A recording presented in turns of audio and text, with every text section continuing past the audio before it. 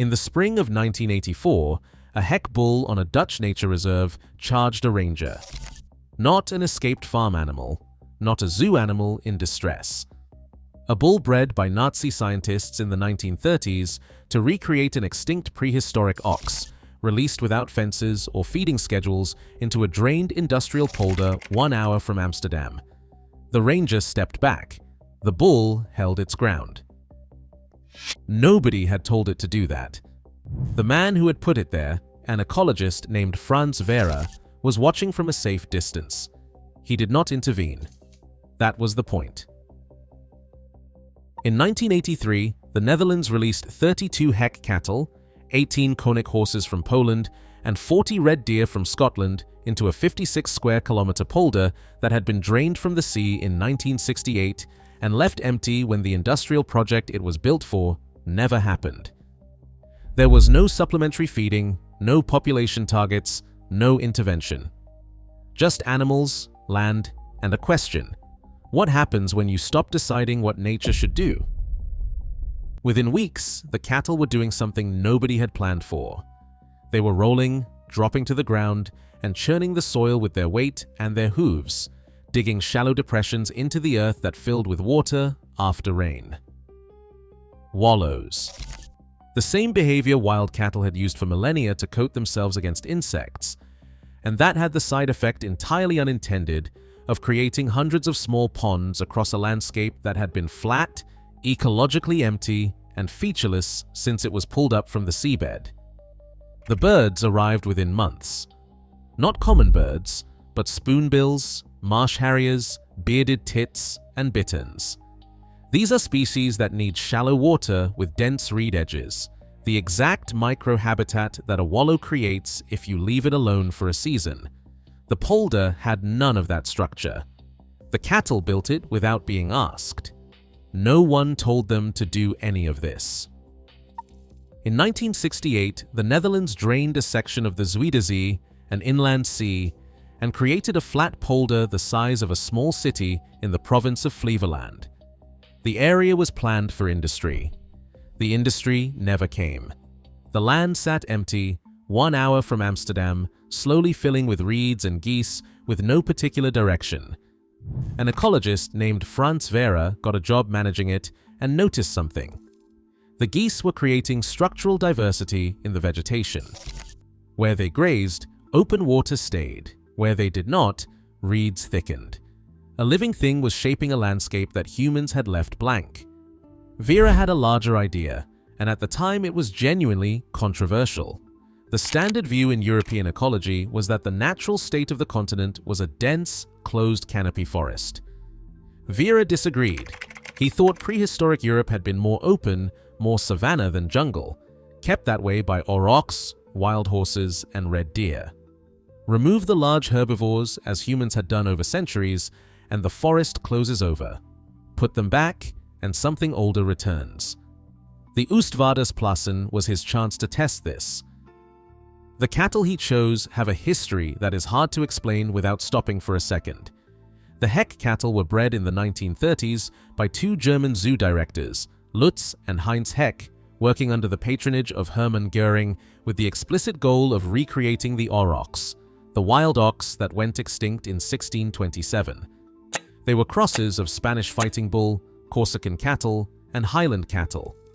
The result was not aurochs, genetically quite different, but it was large, aggressive, and more wild in behavior than any domestic breed. Farmers who had tried heck cattle reported they were, in the words of one contemporary account, always trying to kill everyone. No park in Europe particularly wanted them. Vera took them. He took Konik horses, descendants of the extinct Tarpan wild horse. He took red deer from Scotland. And he set the founding rule that would define everything that followed: no intervention. No feeding, no culling, no management. What happens, happens. For the first 15 years, what happened was extraordinary. Vera's non-intervention principle sounds clean as an idea. It is genuinely difficult to watch. From the beginning, the reserve was visible. Roads ran near its perimeter. Cyclists passed along its edges. The animals could be seen from outside the fencing. And in winter, when food ran short and animals grew thin, they could be seen doing that too. The Dutch state allowed rangers to shoot animals showing obvious signs of irreversible suffering, a mercy-killing policy, but prohibited supplementary feeding. The logic was consistent. If you feed them in winter, you change the population dynamics, you alter the selection pressure, you turn the experiment into something else.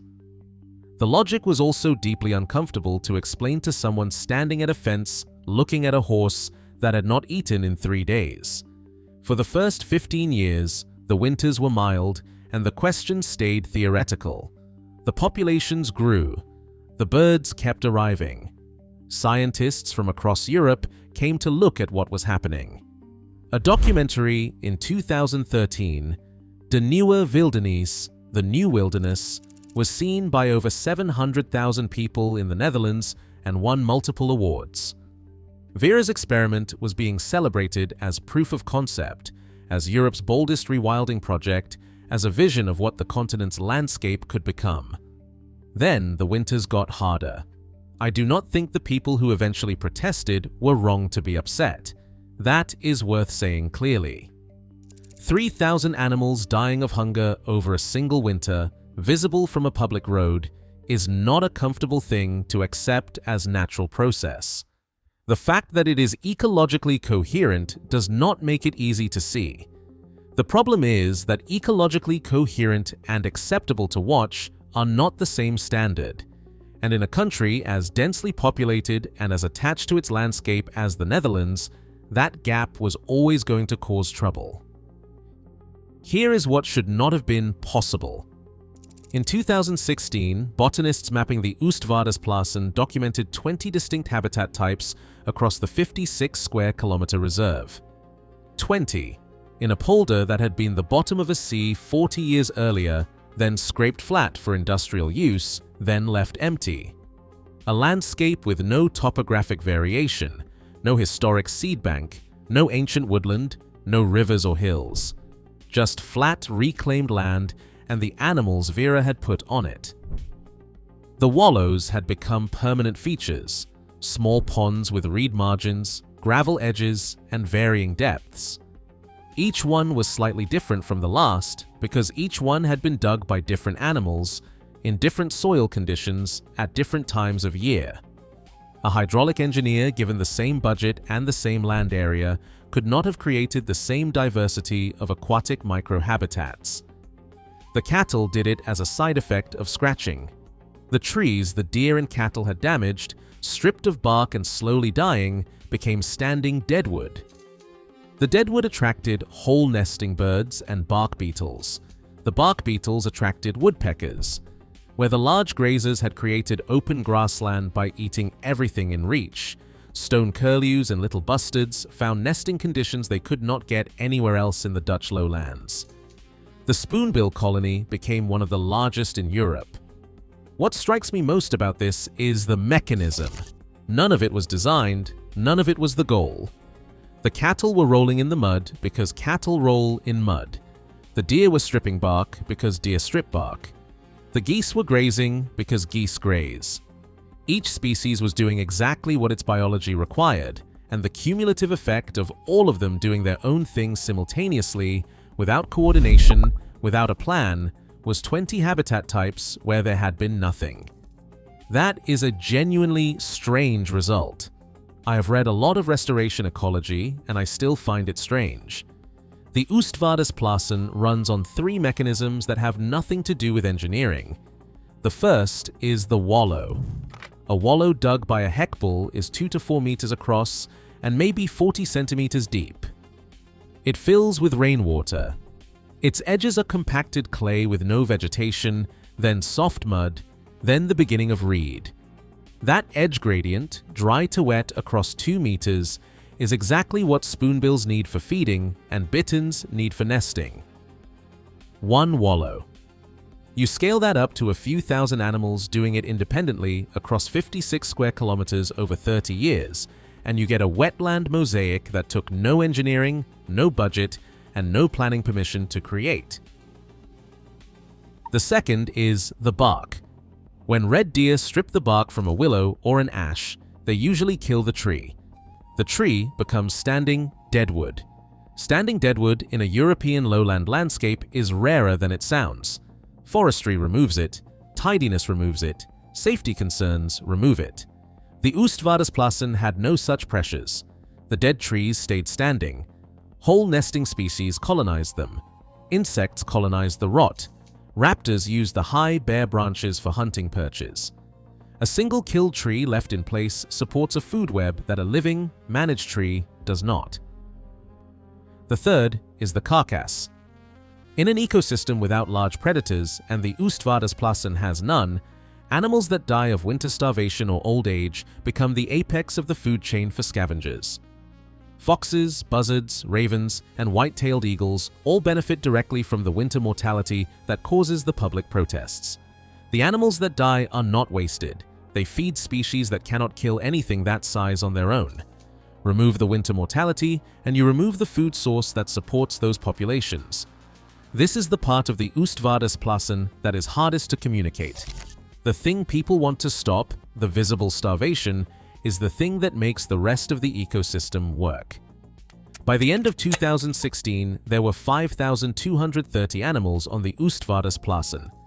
Red deer, konik horses, and heck cattle made it the highest density of large free-roaming herbivores in Western Europe. The bird populations were at record levels. Ecology journals were publishing papers on the reserve. Other countries were looking at it as a model. Then the winter of 2016 to 2017 arrived. It was harder than usual. The grass ran out earlier. By February, images started appearing on Dutch social media. Horses visible from the public road, ribs showing, standing in groups in the cold.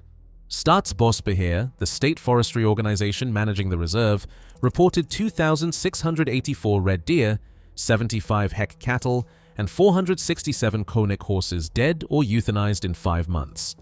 The reaction was not calm. Ankie van Grunsven, a Dutch Olympic gold medalist in dressage and one of the most famous equestrians in the world, went public. Celebrity illusionist Hans Klok posted videos. Protesters drove to the reserve perimeter and threw bales of hay over the fences. Rangers received death threats. Some protesters compared the reserve to Auschwitz. A lawsuit was filed to force emergency feeding.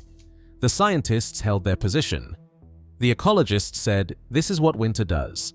This is natural regulation. The carcasses are feeding 40 species. This is exactly what was supposed to happen." They were right about the ecology. They lost the political argument.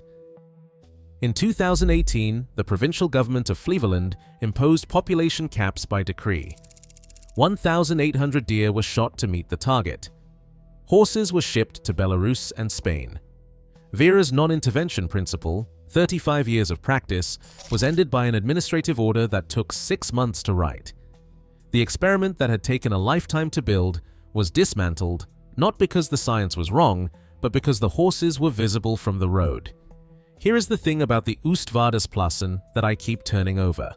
The 2018 intervention is usually described as the project's failure. Vera's experiment ended by government order with population caps and supplementary feeding. The non-intervention principle was abandoned because it was politically untenable. I am not sure failure is the right word. The experiment ran for 35 years. In that time, a drained seafloor produced 20 distinct habitat types, became one of northwestern Europe's most important wetlands for breeding birds, and demonstrated with data that free-ranging large herbivores create ecological complexity that no restoration plan could engineer at the same cost. Those findings did not disappear when the population caps were imposed. The science was done. The results are in the literature. The reason it became politically impossible has nothing to do with ecology. Animals suffer in every wild ecosystem. They suffered here visibly, from a public road, in a country with a significant emotional attachment to horses. That is not an ecological problem, that is a geography problem. The Oostvaardersplassen needed to be 10 times larger and somewhere less visible. Vera had the right experiment in the wrong place. The heck bull that charged the ranger in 1984 was not being aggressive in a way that matters. He was being wild, reading the space around him as territory and responding the way his biology required. The same biology that dug the wallows, the same biology that stripped the bark, the same biology that turned a drained seabed into a functioning ecosystem in 30 years, in a place that humans had spent decades trying to make into something else. Nobody designed that, nobody planned it, nobody told him to do it. He already knew.